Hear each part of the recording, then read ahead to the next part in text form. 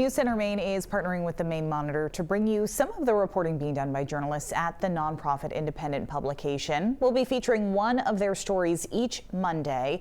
Today, we're talking about immigration enforcement. Over the past few months, the nation has seen a dramatic rise of ICE raids and arrests. It's part of President Donald Trump's long-standing campaign promise to crack down on illegal immigration.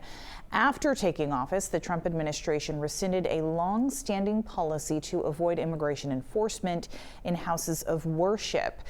While these institutions in Maine haven't reported ICE agents on their property just yet, some congregations are preparing for if that day comes, and it sounds like it did come very recently. Here to expand on this is Sean Scott, a reporter with the Maine-Monitor. Hi. Hi, thank you for having me. We'll get to that in a moment, but first I want to talk about this. Congregations nationwide are working to address what this policy change means. What are you hearing locally, though, from some of the churches here? Yeah, so locally, a lot of pastors are a little bit afraid to talk about the issue because they don't want to draw more attention to it. There haven't been any raids on churches in Maine yet, but they're worried that if they talk about it, they may draw more attention and cause that to happen. And ministry to immigrants is an important part of a lot of churches' outreach. So they've been trying to kind of think about how they can do that and still minister to these groups and keep them safe at the same time. There was one individual woman who I talked to who has she's seeking asylum, and she has her work permit and she has her real ID, and she still said for her there was this fear in early January when she was deciding whether or not to continue going to church. She ultimately did, but pastors have said they've seen declines in other language services, and they're seeing less immigrants in the pews each week.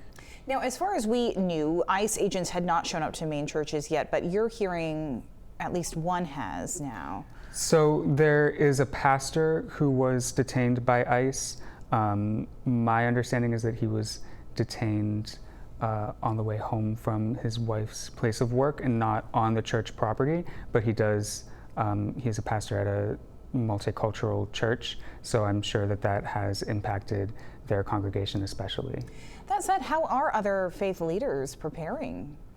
Yeah, so there are several groups, including the ACLU of Maine, who have put out guidance for churches on how to kind of navigate the legalities of this.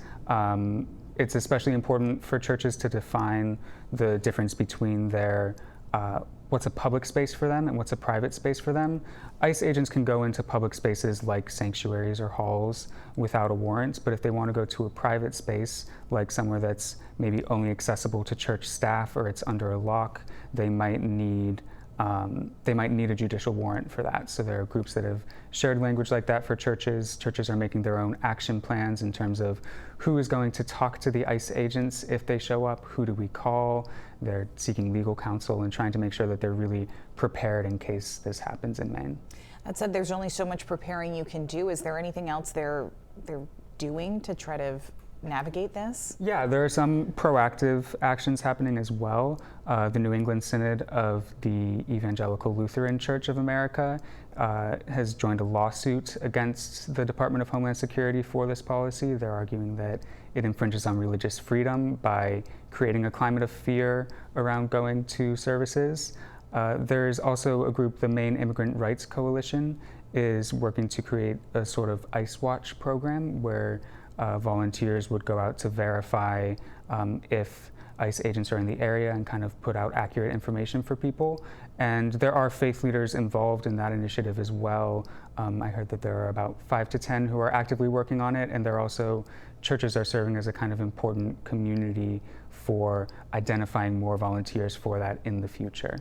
So plenty to talk about here. Sean Scott, thank you so much for being with us. Yeah, thank you for having me. Of course, and you can read the full story and much more at the-maine-monitor.org.